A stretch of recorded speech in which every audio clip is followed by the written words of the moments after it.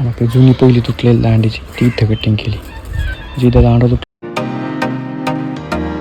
हाय मित्रांनो, कसं आहेत मजेत ना. स्वागत आहे तुमचं पुन्हा एकदा माझ्या नवीन व्हिडिओमध्ये. मी अनिकेत होय. तर मित्रांनो, आत्ता वाजले दुपारचे 1 आणि मी आहे इथं बाहेर जस्ट तुम्ही बघू शकता. आणि मित्रांनो, मे महिना संपला तरी पण एवढं कडक ऊन आहे ना खतरनाकमध्ये. हे बघताय आफ्टरचा व्ह्यू आणि आपला सूर्य बघता कसला कडक तापलाय.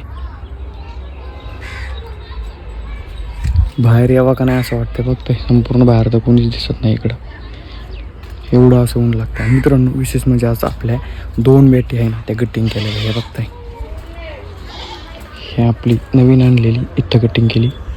आणि आपली जुनी पहिली तुटलेली दांडीची ती इथं कटिंग केली. जिथं दांडा तुटला होता त्यामुळे इथं त्याला एक पुष्टा टाकून संपूर्ण कटिंग करून घेतली आणि वरून फेविकॉल वाचला. एकदम भारी अशी बॅट आहे. दोन्ही पण सुकायला ठेवल्या एवढ्या कडक उन्हात. मित्रांनो, कटिंग करून आहे ना बोट आहे का बोट पार वाकडे तिकडे झाले. बघताय म्हणजे एवढं काचतोय ना, एवढा कंटकद्वार आहे खतरनाकमध्ये. जवळजवळ 2 तास कटिंग करत होतो मित्रांनो. एवढं कडक ऊन मित्रांनो, एवढं कडक उन्हात बॅटिंग आरामशीर अशा सुटकेलं नाही का. हे बघताय म्हणजे सगळ्यात पहिल्यांदा पुष्टा टाकला आहे, त्याच्यानंतर फेविकॉल वाचला आहे आणि मग दोरा गुंडाळला आणि परत फेविकॉल वाचला आहे.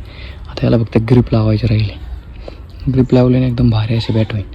इथून तुटलं होते मित्रांनो डायरेक्ट. हे बघताय हिला पण इथं कटिंग करायची आपल्याला दांड्याला, म्हणजे एकदम भारी अशी होईल. मित्रांनो, बॅट तर कटिंग केले पण आपल्याला जायचं क्रिकेट खेळायला. ते पण कावा नाही का, ऊन उतरल्यानंतर ऊन पार उतरलं डायरेक्ट 5 वाजता.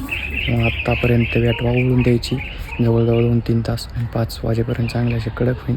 मग आपल्याला 5 वाजता क्रिकेट खेळायला पण बॅट एकदम रेडी होईल संपूर्ण, कारण ऊन एवढं कडक आहे तेव्हाच ते एकदम सुकून जातं. तर मग मित्रांनो, माझा छोटासा ब्लॉग इथंच थांबवतो. भेटू मग आपण आपल्या नेक्स्ट व्हिडिओमध्ये. व्हिडिओला असेल तर लाईक करा, नवीन असेल तर चॅनलला सबस्क्राईब करा, मित्र विसरू नका.